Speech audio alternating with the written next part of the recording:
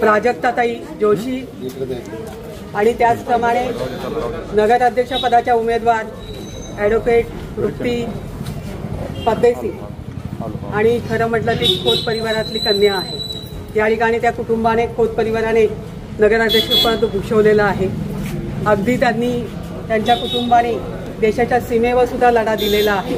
तसंच आमचे शंभूराजे गाजरे म्हणजे मार्गदर्शक आहेत, आमच्यासाठी आदरस्थान आहेत। त्याचप्रमाणे या आळीतले सगळे भगत कंपनी मला सुवा होता देवाची आठवण येते। प्रत्येक वेळी आमच्याशी गद्दारी करण्याचं काम ज्यांनी केलं त्यांच्यासाठी कोणीही वेगळी भावना ठेवू शकत नाही।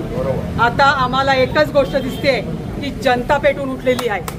जनतेला माहिती आहे त्यांना काय करायचं आहे आणि मतदार राजा जेव्हा ठरवतो आणि हातात निवडणूक घेतो त्यावेळेला कोणीच नेता आणि कोणीच महानेता काही करू शकत नाही, महानायक काही करू शकत नाही। देशामध्ये असणारे नरेंद्र मोदीजी जे संपूर्ण जगात प्रसिद्ध आहेत आणि जगाने त्यांना डोक्यावर घेतलेलं आहे, कारण त्यांनी भारताचा आलेख तेवढा उंचावला आहे।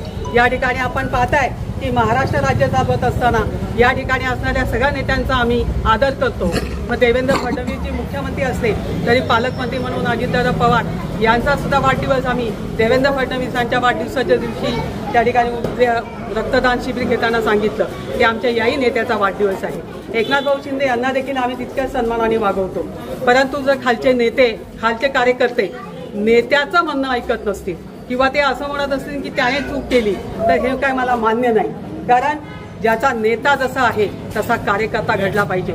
तो जर तसा घडत नसेल राजे तर सांगा बरं कोणाची आहे। आणि म्हणून अशी हिंमत सुद्धा नाही केली पाहिजे कोणत्या कार्यकर्त्यांनी की आपल्या नेत्याचा अपमान होईल। आणि मग तो त्यांचा प्रश्न आहे, माझा नाही। परंतु माझ्या कार्यकर्त्यांवर माझा पूर्ण विश्वास आहे। या ठिकाणी जेवढे उमेदवार आपण दिलेले आहेत कमळावर तेवढ्यांच्या पाठीमागे हे मतदार राजा ठामपणे उभा राहणार आहे। आणि 2 तारखेला मतदान झाल्यावर 3 तारखेला आपण पाहणार आहात की या शिवनेरीच्या पायथ्याशी जल्लोष होईल आणि या सगळे जे एकत्र आलेले आहेत हे या 7 उमेदवारांना चांगल्या पद्धतीने नगर अध्यक्षापर्यंत निवडून देणार आहेत।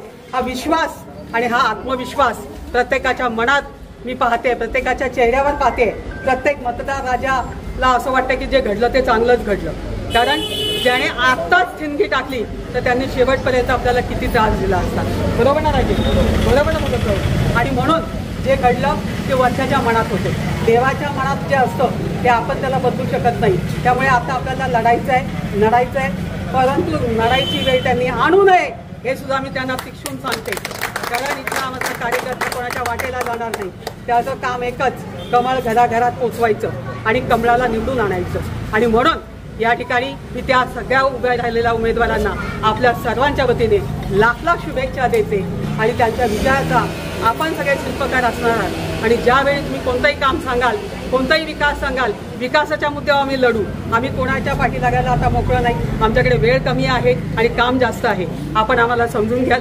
मीडिया देखील मी काले मीडियाला या ठिकाणी आदरयुक्त सांगितलं होतं की आपण देखील जी भीती आम्हाला आमच्या नेत्यांविषयी आदरयुक्त आहे आमच्या कार्यकर्त्यांमध्ये ती पाहायला मिळते, तसं आम्हाला आमच्या मीडियाला देखील त्याच पद्धतीने आम्ही पाहतो। आम्ही त्यांचा आदर करा। गिव्ह अँड टेक पॉलिसी, जीवनाची पॉलिसी यशस्वी ठरते।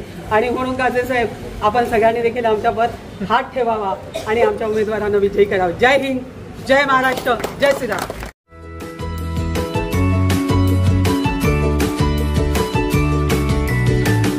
बातम्या शेतीच्या, बातम्या मातीच्या,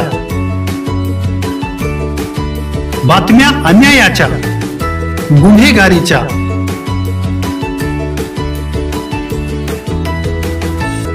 राजकारणाच्या आणि समाजकारणाच्या, शोषणाविरुद्ध बुलंद आवाज, जनसामान्यांच्या हुंकाराची गाज, सत्कार्याला प्रोत्साहन, दुष्कृत्याला अनुशासन, निर्भीड, निस्पृह, सडेतोड, बेधडक आणि रोखठोक म्हणजेच विघ्नहर टाइम्स, शोध बातमीचा, ध्यास सत्याचा। आपलं चॅनल, आपली बातमी। सबस्क्राईब तर कराच, पण बेल आयकॉनवर क्लिक करायलाही विसरू नका।